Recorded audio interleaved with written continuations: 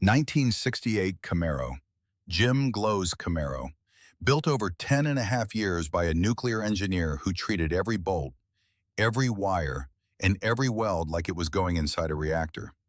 Jim bought his first '68 Camaro at 14 years old for $800, earned baling hay at $2 an hour. That car went to his high school prom in '76 with a 230 straight six he called an LS6, long straight six. In 2001, he found a rust-free California car for $6,800 and the real project began. Kyle Tucker and Paul Morgan at Detroit Speed media blasted the shell and started replacing beltline panels with original GM new old stock sheet metal. Mini tubs went in for 335 section rear tires, DSE front suspension, Quadralink out back, subframe connectors, and a factory frame that was sectioned, boxed, and reinforced to hold what was coming. 572 cubic inches. A GM Performance tall deck big block making 638 horsepower.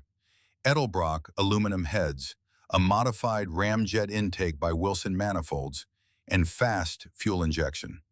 A 4L80E transmission built by the supervising engineer of GM's Hydromatic division. Boeing billet torque converter at 3200 stall. Baer six-piston monoblock brakes up front with 13.5-inch rotors. Baer SS 4+ out back, Coney racing coilovers at all four corners. Budnik Tiller 5 wheels, 17 by 8 up front, 18 by 12.5 out back, forged at the same shop that makes Boeing landing gear. The paint is 1994 Dodge Inferno Red. Tony Goodrich hand-formed the rear spoiler, rocker extensions, and ground effects from cold-rolled steel and 14-gauge sheet metal.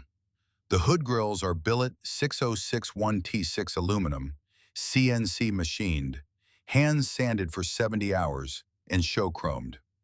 Inside, 4th-gen Camaro seat frames wrapped in Luxor ultra leather, autometer gauges, a custom Gloe shifter built from a Hurst casing, every wire soldered to nuclear code, every bolt torqued to spec with calibrated wrenches, all of it documented in build logs. This car has been autocrossed at Good Guys events and driven across the country.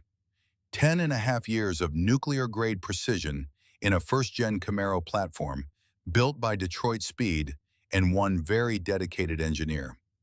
Subscribe for more builds from the shop.